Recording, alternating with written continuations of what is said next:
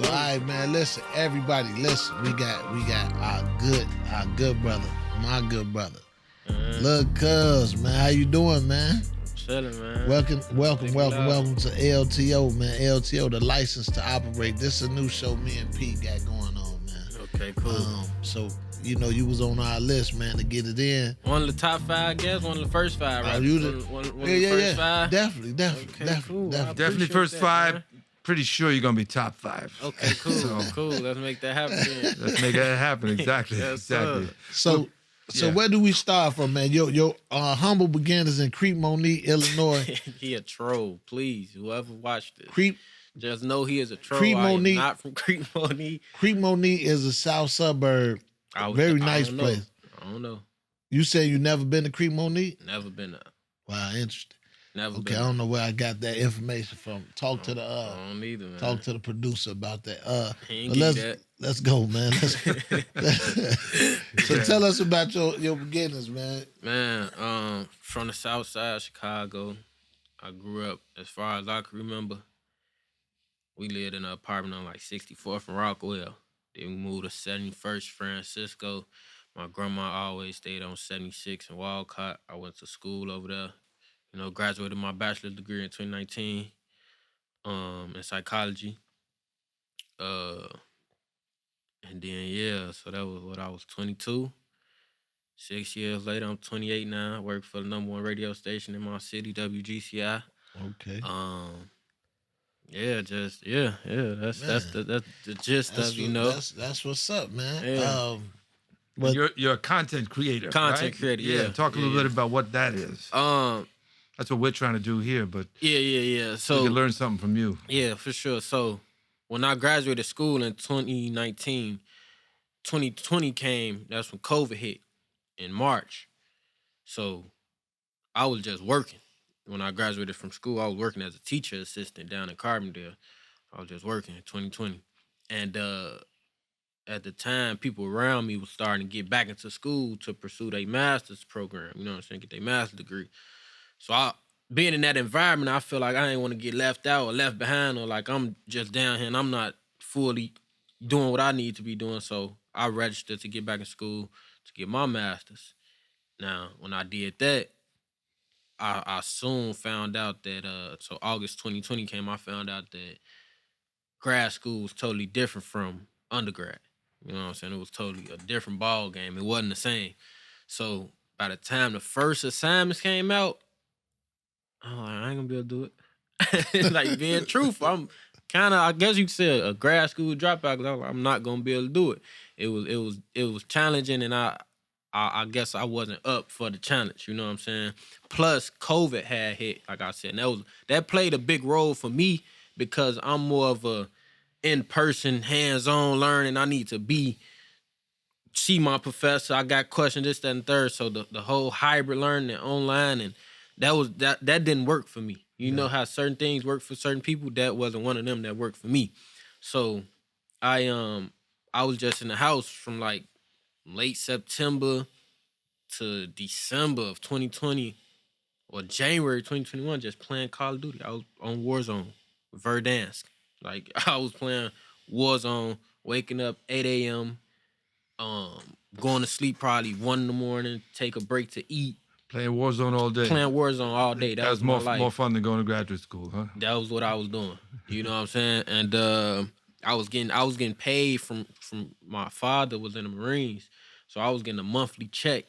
So that was keeping me, you know what I'm saying, having money in my pocket. So it was like I was able to pay my rent and stuff and still have some money. So I was cool. I was settling in a sense, you know.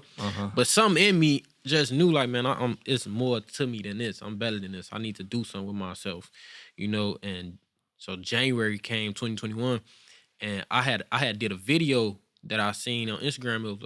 I did a voiceover from a video I seen on Instagram in December of 2020, and I never dropped it.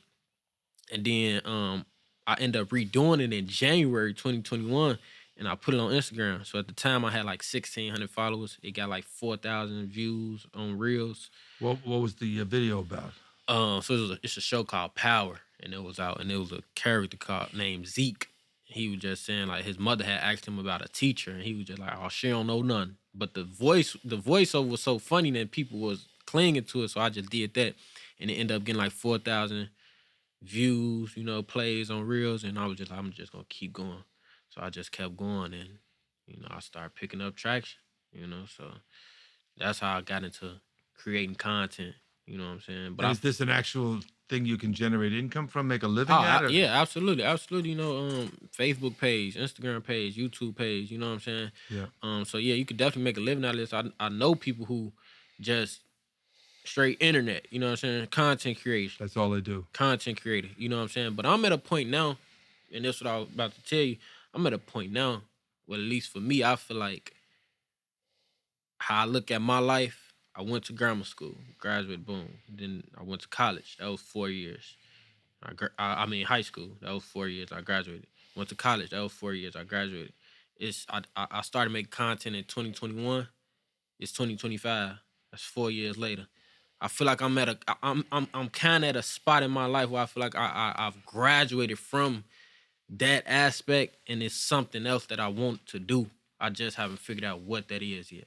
Mm-hmm. You know what I'm saying? I always, like I said, and we talked about this early on, the fact that I always see you like on a big screen. Yeah. Like I think in your genius, you being able to not just create content, but create characters. Like you do this thing where you go from, the mother, the uncle, the brother, you know what I'm saying, the girlfriend. Like you do this thing where you embody the role so well. Yeah. It kind of reminds me of like how Martin did, like the whole, when he played Roscoe and Shanae and you know what I'm saying, those different characters. Peter, you know who these people are? No. You don't even know who Martin is, do you? Comedian? Yeah. What's his name? Martin Lawrence. Yeah. Oh yeah, I know Martin Lawrence. Okay. You more like a Jim Belushi lover, I know. But you gotta give me the first name only. Is that you gotta know the first name only? Is that the deal? Otherwise you ain't got LTO. Yeah. And the culture, if you knew Martin, but Martin Lawrence. But I'm saying that the TV show was called Martin. So the thing was he played these multiple characters, and he does a similar thing. I don't know if did you have that in mind when you was putting together characters or no? No, I didn't. You know what I'm saying? My whole thing, what even characters came about for me was I would have skit ideas. And if I don't have nobody, I was in Carbondale at that time when I started making my videos. So if I got a skit idea and I wasn't really too much talking to nobody out there. If I have a skit idea, I don't have nobody to do it for me. If I need so you got to do all the characters yourself. I got to do it myself. So I took it upon myself. I ain't finna wait on nobody to do this. I'm just going to jump in and do it myself. So then over time, it actually became character development. It's like I really found that niche for this character. How do I want to talk with this character? How do I want to look with this character? How do I want to approach this character? How do I want this character to make people feel? What emotion do I want this character to embody? What's everything that I want this character to be? And a lot of my stuff came about from just my life growing up, and then observation of how people are. You know what I'm saying? Let me ask you a little bit about audiences, like the audiences you're reaching. Yeah. What do you know about that? Do you know who you're reaching? What kind of people you're reaching? Are they young men? Are they young men of color? Are they? See, the thing is, and what makes what I do so unique and just can grasp every what do I want to say? Like age group. I have characters. So if I have a little brother who I call Baby Cuz, he's attracting the kids. You know what I'm saying? I done had somebody send me a video of her 4-year-old son talking like him and this, that, and third. And he's 4. Like, I'm like, dang, how you even understand? You know what I'm saying? He's attracting the kids. Me playing myself, I'm attracting my age group. You know what I'm saying? And people of what's the word I'm looking for? We relate. They can relate to me. The girlfriend character relating to the females in Chicago, and then just all whatever women it can reach. The mother character and my uncle character, that's reaching the older generation. Like the 30, 40, 50-year-olds. You know what I'm saying? So it's like I'm touching every age group with these different characters, and I'm able to do that. And I would say my demographic is probably mainly,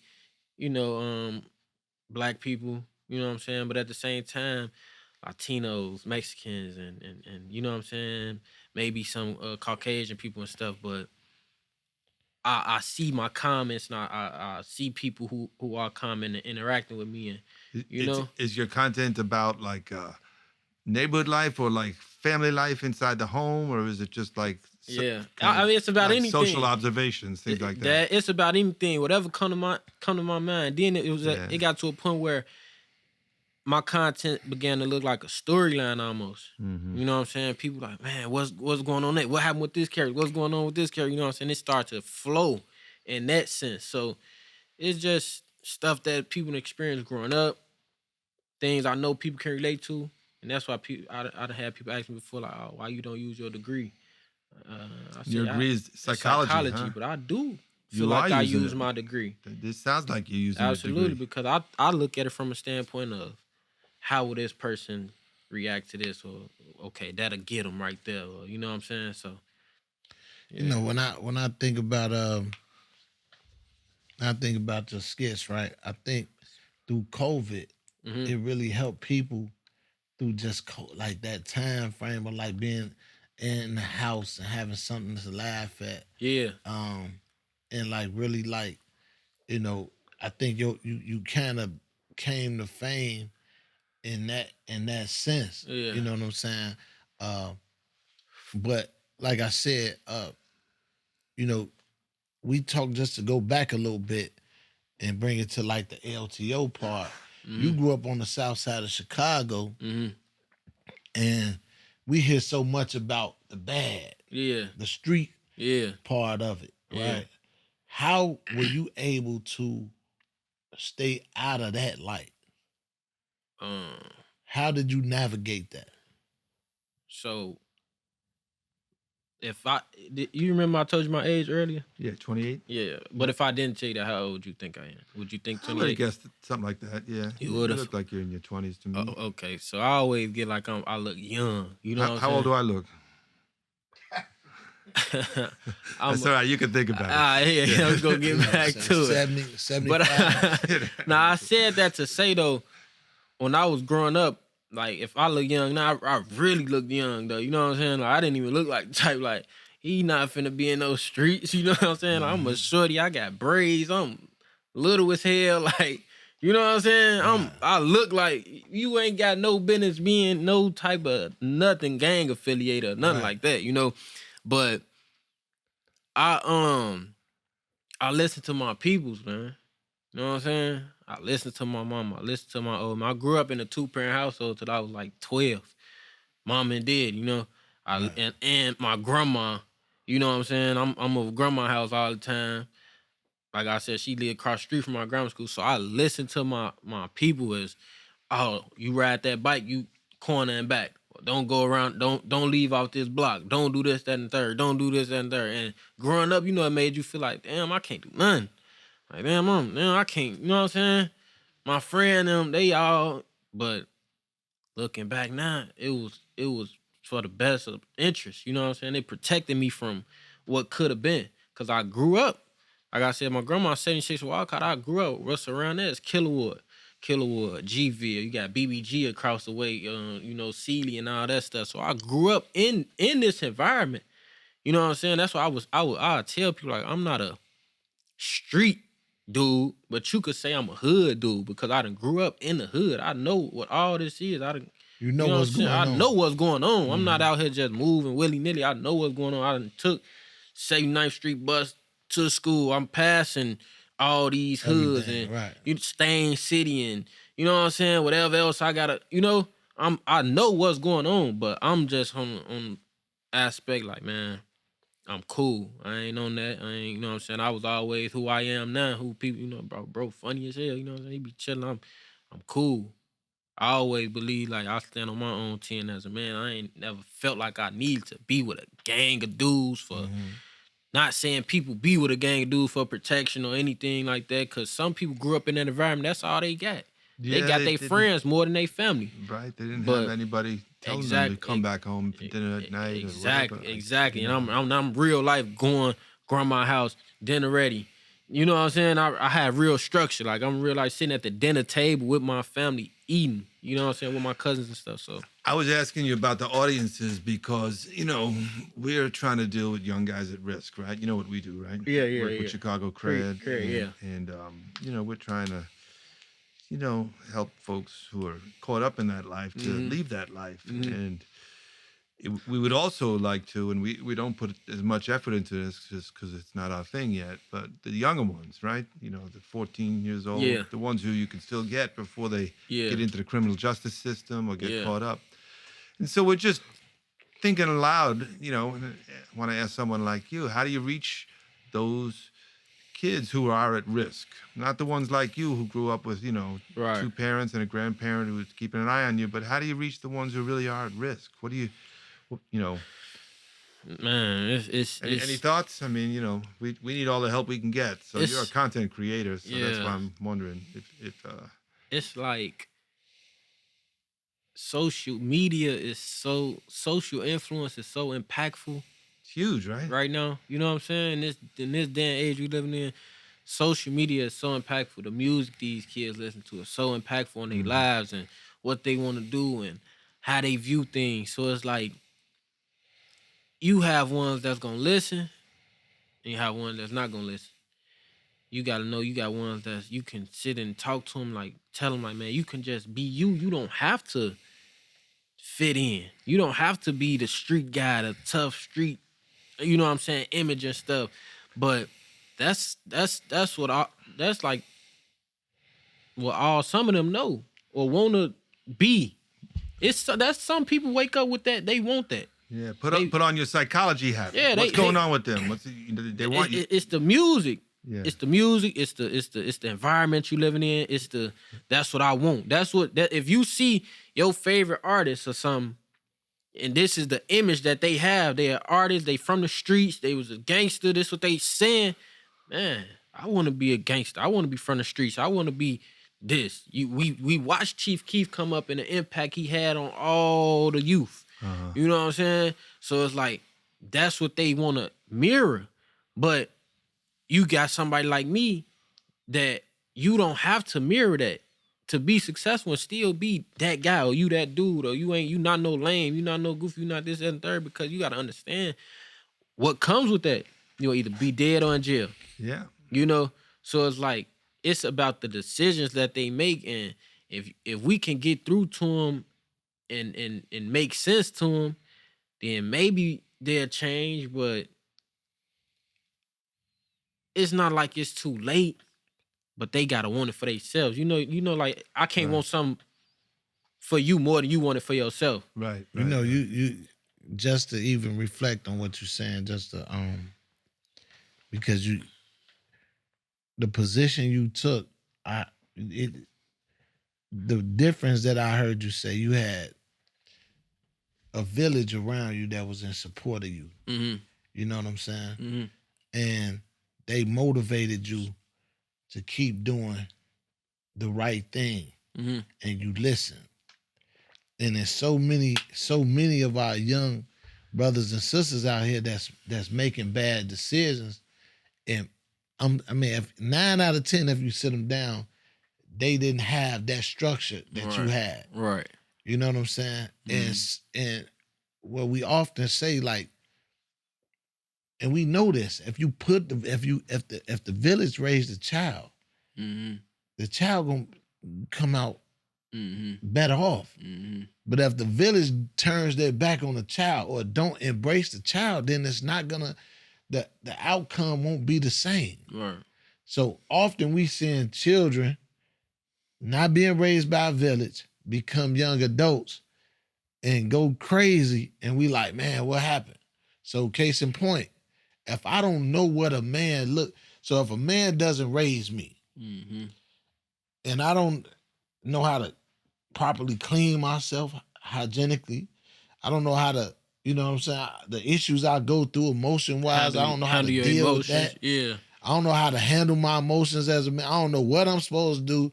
as a man. No principles, no right. moral, I don't have no. Right. If you flip it around and say that with a woman, say, look, this young girl grew up no mother, you know what I'm saying? Grew up, she was raised by a single dad, and you know what I'm saying. Dad was in and out, didn't it? So she started stripping or doing certain things. People will understand. Like, oh, that's why I get it. I get why she's doing this. Right. But it seems like the same thing is not being handed or looked at from the perspective of some of these young brothers that don't have that. Now, I get what you said. You said this. Sometimes this is what they want, but to read on your psychological side, on the psychology degree side, you explain this to me. Why would a young person want that? And could it be because if I'm young and I'm looking at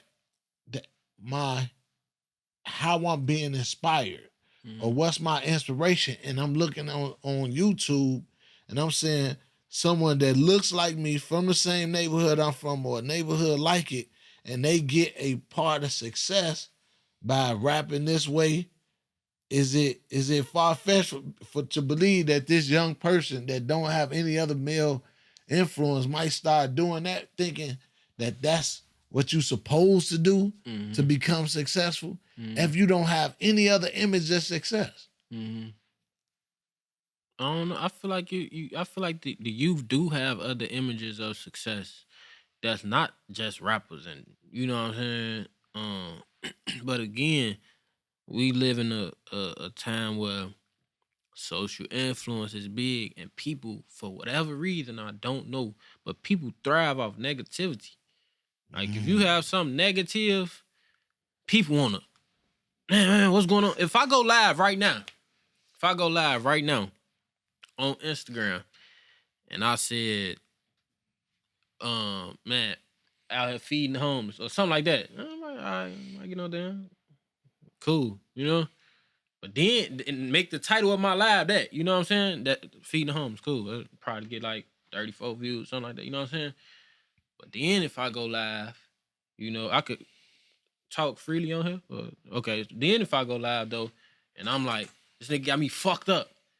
The live is, you know what I'm saying? It's gonna be 300 people on the live right then and there. Damn, what's going on? What's going on? What's up? Because everybody, when it's something negative, people just cling to it. It's an old thing in the news business. You know, I came up in the media business in the last century. What it's called is some sales, journalism, right? And things, and they call it, if it bleeds, it leads. Exactly. You know, so that's not a new thing, right? But social media has made it even easier than ever to see violence on your screen, to see it on your phone, to see it anywhere you want. You can do one screenshot after another of a police officer killing somebody somewhere in America every single 10 minutes. Absolutely. Right? You can find that. You can find guys getting shot. You can find it's sharks eating people. It's mental. Anything. So it's mental, and I think it stems down to, what do you want for yourself, though?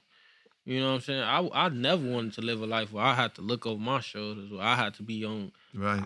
I can't go there. Why can't I? No, I can't. You can't. Could you imagine not being able to go downtown to your own city? I mean, of course, we come from different walks of life, you know. Yep. So you probably never even had this type of thought. Never. But never. Growing up, could you imagine sitting and saying, "Damn, I can't even go downtown. Damn, I can't even go there because I gotta watch my back. Can't go on the train. I can't even get on that train. Might get spotted. I can't even. Yeah, damn. You talking to a girl? Damn, you live over there? No, I can't go. No, I've never had that problem because I don't live that life. I'm not looking. I'm not looking over my shoulder like, damn. Hell no, you live over east. I can't go. I can go over east, west, north, south. You know what I'm saying? Only thing I would be worried about is somebody hating on me or something like that. But other than that, I'm cool. I'm wherever, because I didn't want that for myself. So it comes down to, what do the youth want for themselves? Nobody is life about choices. Ain't nobody forcing nobody to, you know what I'm saying, go and do this. Nobody is forcing none of the youth to do this specifically. It's about, what choice do you want to make? What type of lifestyle do you want to live? Why do you think so many have chosen that life? It looks cool. Mm-hmm. You know what I'm saying? Yeah. It look cool to go get up and oh man, hell no, I don't got no job. I wing it every day. But I make it happen though. Like that look cool to some people. To wing it every day. I wing it every day. I wake up. I don't know how I'm finna eat. I know I smoke weed. I want to smoke. I want to sip some drink. I want to have my gun. Man, the music is cool. Yeah. I wake up, put my gun on. Like your gun a part of your outfit. Your fit though. I wake up, put my, I don't leave the crib without my button. Damn, that's cool to them. You gotta really understand this is cool to some people. What I keep hearing you saying is that music, and what I'm saying is that's intentional. That's intentional, man. Because I know that. You done probably had some music have an impact on you. For like, damn, I'm saying got music, me want to go give me a gun. Like, no. But all music is impactful. It's what you say in the music, but what's being promoted. But that's what I'm saying. This is what I'm saying. Me just telling you how I grew up in this, that, and third, right? I've listened to songs before that rev me up like, damn, I want to go. You know what I'm saying? Damn, that got me feeling like I want to be on some street stuff. I'm not even that type, but I'm so strong mentally though. You know what I'm saying? That's a blessing. Because if you're not strong mentally, you gonna easily fall into that. You gonna trick yourself out your spot. It's a lot of people out here that done trick themselves out their spot because in their head, damn, this what I gotta do to be cool. This what I gotta do to that make me. You know what I'm saying? That's what's going on right now. Right. Everybody want to be a part of what's going on right now. The latest trend, whatever somebody wearing, that's what's going on right now. That's what I need to be on this then. Because that's what's going on right now. You've been tricked yourself out your spot. Ali, talk about you're a life coach. What converts someone from being, this is cool, I want to get the gun, to realizing, no, what's cool is being able to, live safely and, take care of my kids. The thing is, once again, like even with Lil Cuz, his position, if you hear once again the upbringing, the opportunities, what's put in front of you, he had different opportunities. He talked about a father that was, retired military. Mm-hmm. You know what I'm saying? A two-parent household. Mm-hmm. He's talking about a grandmother. He's talking about a stable living situation. Mm-hmm. As simple as that sounds, it's not common. No, not at all. It's not common in urban America amongst black people. Have dinner every night. Right. That's what I'm saying. Night. When you talking about some kids wake up and be like, I don't know what I'm gonna eat. Go to school to eat. I'm going to school to eat. Yeah. When I leave school, I got to figure out what I'm gonna eat. That's the number one. Yeah. Then number two is you talking about taking showers and soap and I'm some stuff you wouldn't even clean clothes. Clean clothes. You ain't. You know what I'm saying? We got schools. I'm talking about we talking about basic necessities right? that you think is basic. When you like, man, why your homework ain't did? Like, bro, man, you don't even know what I went through to get here. Mm-hmm. That's the house. Then you got to go through gang territory. That's just a whole nother thing. Now I got to deal with that, go through the ops, then make the school and sit in here and listen, and I'm tired, or I'm sleepy, or I got bed bugs, or all kind of stuff. You like, bro, how you even maintain getting picked on at school? Getting picked on, getting bullied, probably somebody going on your shoes.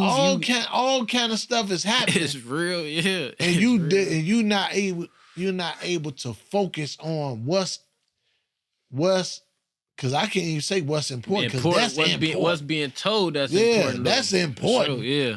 But what the world would say, man, why don't you just do the schoolwork? Or why you acting like that? Like, man, come on, man. You don't know the I don't know the you don't get it. I remember talking to one of my guys, one of my participants, and he said, man, he said my mother was addicted to heroin.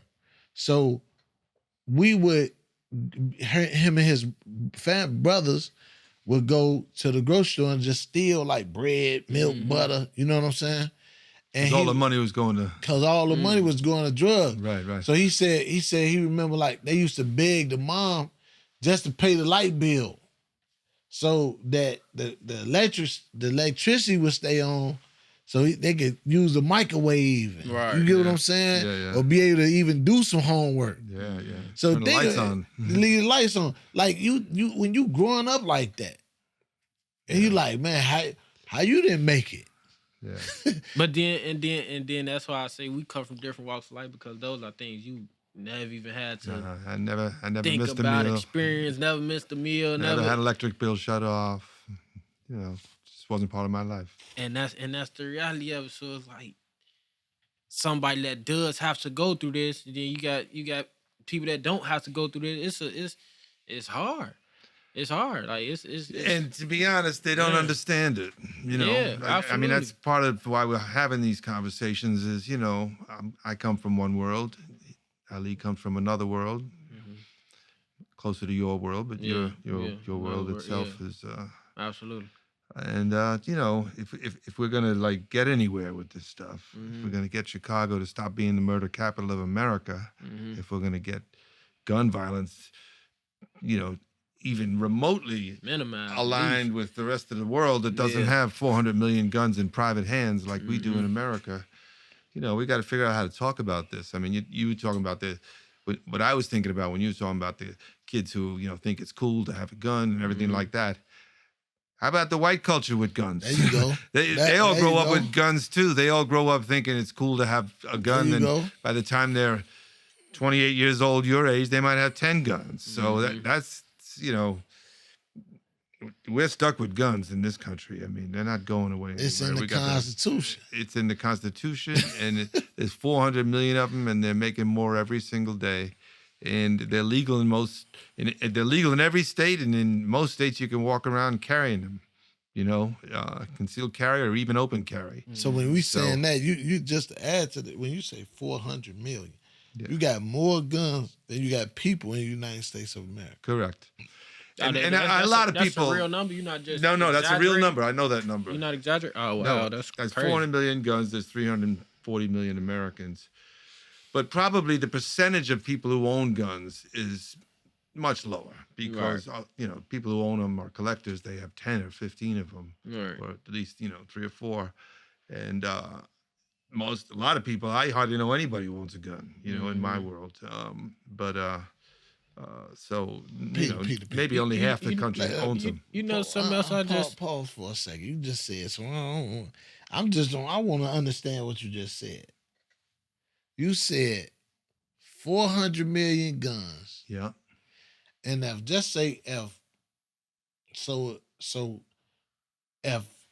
it would take 40 million people to own 10 guns. Yep. It would take 40 million people to own 10 guns to equate to that number. Yep. Correct. So I wonder how many registered gun owners we got in America.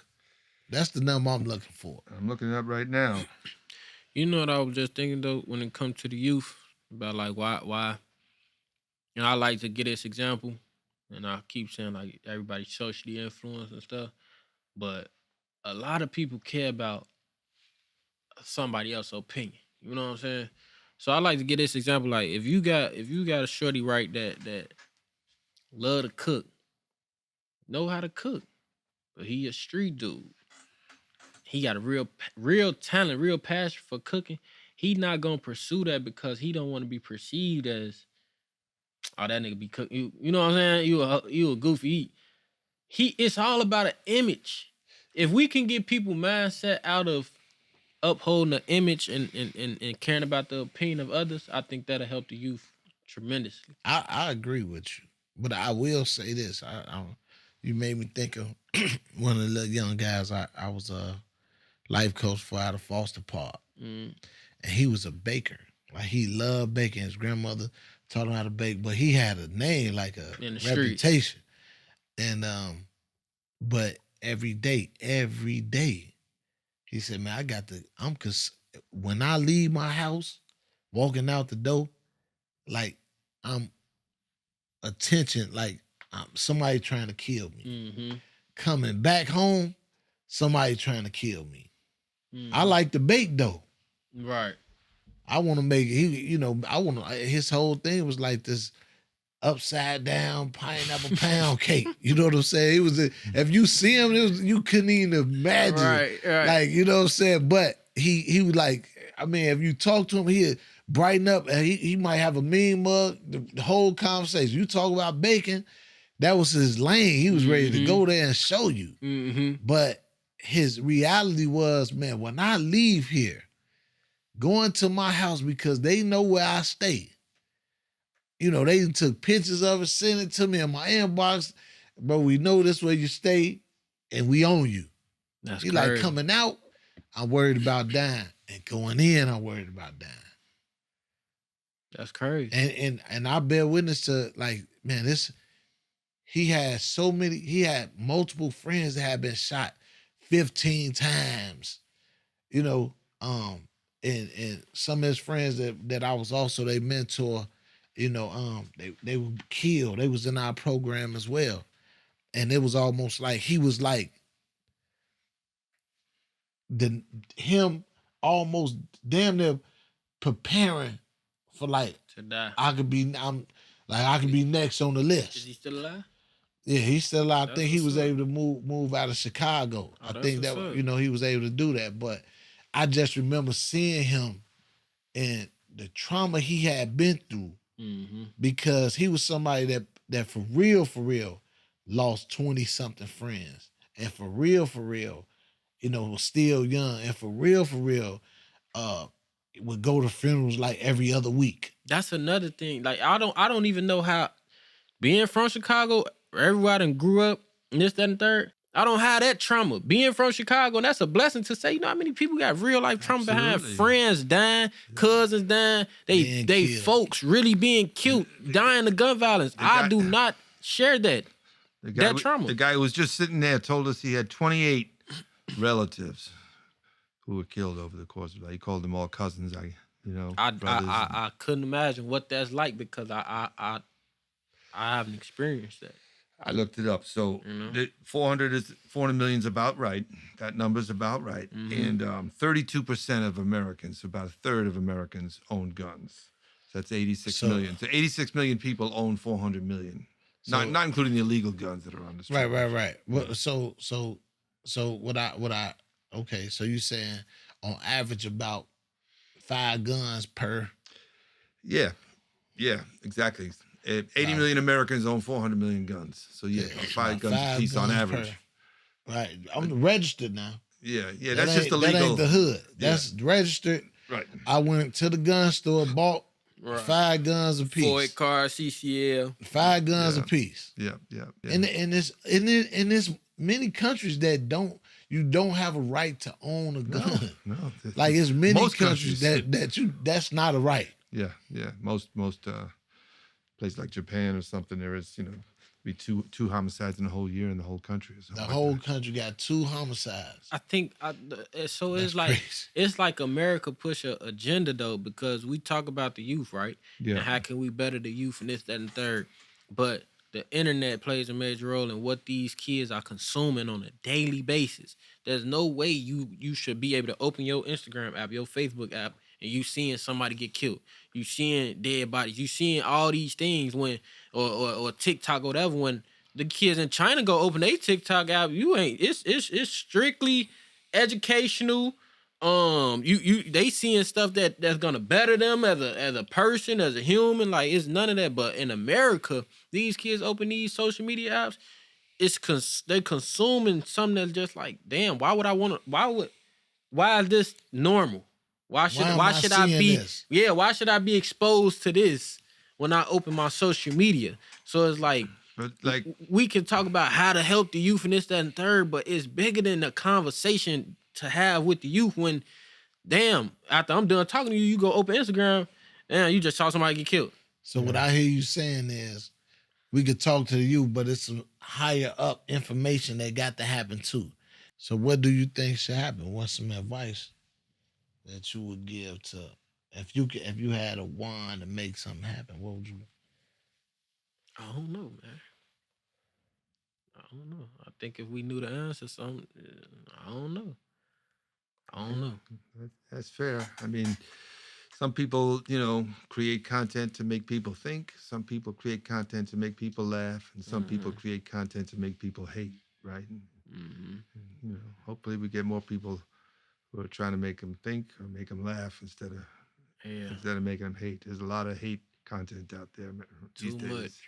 It's too much. Fear content, make them fearful of others, So you actually start making content to address like the 2020 Vision campaign where you're talking about deterring some of the gun violence. Man, what made you want to do that? That money, no. Don't cut that. They do come. Keep that in there. They come with some nice money though, but no, I mean it made sense to me, and I like how I could get creative with the 2020 Vision campaign. Like, close that backdoor channel. Don't backdoor your homie. Don't get down on your homie. Don't cross your friend for what? And that really goes on in Chicago. When has that become a thing? And that's cool to kill your friend for nothing though. Could you imagine that? Could you imagine you walking up the street with your friend and your friend just take 2 steps back, shoot you in the back of your head? Well, that's crazy. So many of these shootings are people who know each other. Absolutely. It's crazy. So with the 2020 Vision campaign, it's like, man, that's a message I would want to push. Close that back door. You know what I'm saying? Man, that ain't cool. And I like how I could get creative with it and throw a scenario out there that, this, that, and third. But no, don't do it though. That's the message to get that. And then, but again, push that message and it's getting decent likes and views. But now if I was saying something negative or promoting, open that back door, man, keep that back door, it'll probably go up. Mm-hmm. Why? If it bleeds, it leaves, right? That's the old line. It's up to each of us to, I don't know, you just got to try and be on the other side. You are on the other side, so. Yeah, man. I think you're setting a real example for young people as far as utilizing who you are as in your past and your present and what you see for the future, right? I think that you're a prime example of where we want to go in the city of Chicago as far as setting examples for some of the young people. No, you don't have to be involved in the street, and you can still be cool. Yeah, you could go to school and finish and possibly get your master's degree and still be cool. Mm-hmm. It ain't nothing wrong with that. This you don't have to. You could be a baker, right? You could be a baker. You cool. could still do that. You could be from Creek Monique. You could because I could sit Creek Monique. I'm saying so. We represent the Chicagoland area. Creek Monique included. You know what I'm saying? So I'm saying. I'm saying with that being said, man, we just want to say we appreciate you, man, for all the work that you've been doing. Yep. Thank you. Sure appreciate the violence. We say this this month, April. They say this is the month of April. You backtrack. Yeah, last month he's talking about the month of April. Okay, was the lowest gun violence recorded in the city of Chicago since 1962. The lowest April. Yeah, like every year, April starts to climb up. Right. April, May, June starts climbing up. This is the lowest number of shootings for any April since 1962. So things are going well. Something's going out there. So I think maybe part of your message is getting through. So we really appreciate what you're doing. And we're so glad you came here and talked to us today. Appreciate you. I got one more question before you get out of here. Yeah. Why you think that is? Why I think the violence is going down in the city? As we talking about LTO, why you think that is?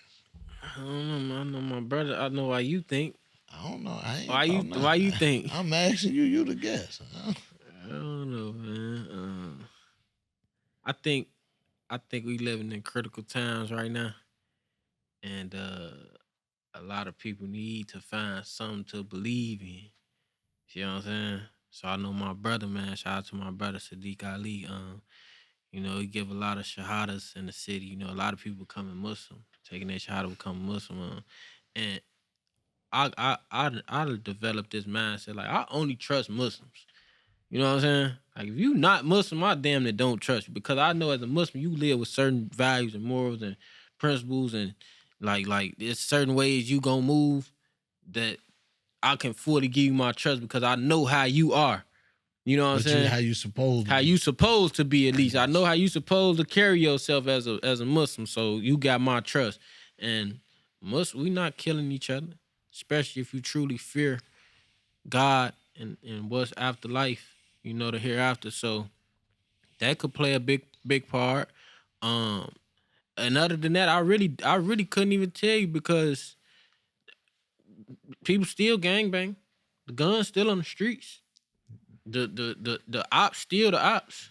You know, maybe they in the house playing Call of Duty. What's on? Maybe they Verdan's back on the duty. You know, I don't know. Maybe people starting to realize they tired of going to jail, tired of dying, want to live life. Go see the world, man. I used to think growing up, Chicago was the world. I didn't even know this. I didn't even have a real understanding of this is the state I live in is Illinois, the city I live in is Chicago. I thought this was the world. This is all I knew. I didn't even know Center about of the other. universe. Yeah, I didn't know about. It's a California, it's a Detroit, it's a Indiana, it's a Atlanta, it's a New York. I didn't know about different cities. I'm just thinking Chicago, where I'm from. And that's the thing. People need to get out and see the world. It's more to Chicago than... it's more to the world than Chicago. So next time you come back here, you're going to be global. Yeah, right? Man, for sure, man. Because you could go other places you ain't... Like we talked about earlier, living your life, having to look over your shoulder, that's crazy. Yeah. Go move. Go to Arizona. Go somewhere where you could get a breath of fresh air and you be like, damn, this is what it feel like to just live. I would hate to have to... that's crazy, man. Listen, man, with that being said, I want to tell you I love you. I appreciate you for coming, man. And listen, y'all check my brother out. Sometimes he be in Cremo Neat, and we shout out Cremo Neat. And also on Sundays, he play football with girls. Where? He a troll. With some of the girls. Where? Where you play football? Flag football? I play in a co-ed flag football league, some man. of the girls football. Them girls that make you fall. I got you, but listen. You wouldn't even get out there. If y'all want to play with some girls, football. King Troll, he man. got you. King Troll, man. Don't listen to him. Thank you, man. Appreciate you, Peter. Yes, sir. Yes, sir, man. LTO. Shout out to LTO, the podcast, man. Make sure y'all tap in with my people. They making it happen, man. Making it happen. Man. Chicago, stand up, man. Let's change the narrative. The youth, man. Let's do better.